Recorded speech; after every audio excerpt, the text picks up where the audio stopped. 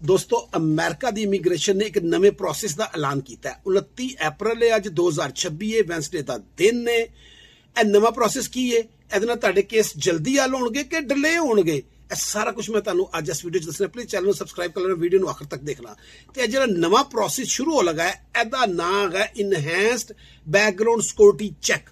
यानी कि तुहाडा जो सिक्योरिटी चैक होंदी है, तुहाडा बैकग्राउंड चैक होंदा है, उहनू एक्सट्रा चैक करना, मजीद गहराई च जाके चैक करना, यह उहदा नाम है। यह किन्ने करना है? यह FBI ने करना है। हुण याद रखो, FBI हमेशा तो करती रही है, लेकिन फरवरी दे विच प्रेसिडेंट ट्रंप ने एक एग्जैक्टिव आर्डर दिता सी कि जिहड़ा FBI दा स्पैशल प्रोग्राम है, स्पैशल एक उहनां दा डाटा है, वो भी USCIS यूज कर सकती है अपनी जिहड़ी है वो बैकग्राउंड चैक करने वास्ते। यह हुण उत्थे जा लगा। हुण किहनां दा डाटा जाएगा, यह बड़ी इंपोर्टेंट गल है।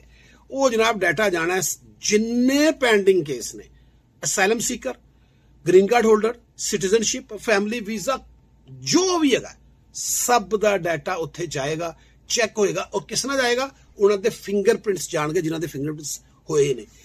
जिन्हां दे नहीं है उन्हां दे दोबारा भी ले जा सकते हैं, कईयां नूं दोबारा बुलाया भी जा सकता, जिन्हां दे पुराने हो गए ने। सारा डाटा जाना जे जनाब FBI तो FBI अपने स्पैशल प्रोग्राम च चैक करके फिर दसेगी। ਇਹਦੇ ਚ कुछ चीज़ां याद रखना। पहली गल है कि जिहड़ा डाटा है ਉਹਦੇ ਵਿੱਚ ਉਹ ਲੋਕਾਂ ਦਾ ਜਾਣਾ ਹੈ ਜਿਨ੍ਹਾਂ ਦੇ केस पेंडिंग ने। कुछ जो लोग जिन्हां दा फैसला हो चुका है कि इन्हां नूं बेनिफिट नहीं देना, जो भी उन्होंने अप्लाई किया, सिटीजनशिप, ग्रीन कार्ड, जो भी, उन्हां दा डाटा नहीं जाएगा।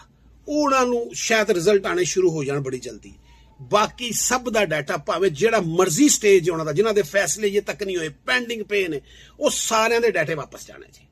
हुण इहदे विच सवाल उठिया कि जनाब वो अपना तो बड़ा डिले हो जाएगा, अगे डिले हुण फिर मजीद डिले होना। तो फिर उन्हां दे जे नुमाइंदे ने USCIS दे, उन्होंने फिर कल 28 अप्रैल 2026 नूं दस्सिया है कि यह डिले होना है। असीं फिलहाल इहनूं क्योंकि रोक रहे हैं, पहले किस्म का यह भी एक मिनी पॉज लग रहा है। यह सारा डाटा जाना है, पहले चैक होना है, फिर फैसले आने ने। लेकिन एक ब्रीफ पॉज होएगा। यह उन्हां दा लफज सी उन्होंने जिहड़ा यूज किया, ब्रीफ, यानी कि मुख्तसर, छोटा जिहा, बस उहदे विच जिहड़ा ना असीं सारा डाटा चैक करके ते एदा फिर रिजल्ट देना शुरू करांगे। हुण कितना ब्रीफ होंदा है, यह दुनिया का कोई बंदा नहीं जानता। सारे डाटा हज़ारां लखां लोग ने, महीना लग सकता, 2 महीने लग सकते, 5 दिन लग सकते, 6 महीने लग सकते, नोबडी नोस। यह हुण इस टाइम सूरत हाल है जिथे जिदा जो भी केस है, किसी भी स्टेज के उत्ते, किसी भी जगह के उत्ते, वो सारा हुण इस डाटे चों लंघना। यह ना सोचना कि एम्बैसी केस है, I-130 ये शुरू होया है, ये जनाब वाला NVC च, जिथे भी है, बिल्कुल किसी बगैर किसी चीज़ तो सारिਆਂ ने ਇਹਦੇ ਵਿੱਚੋਂ हुण लंघना है।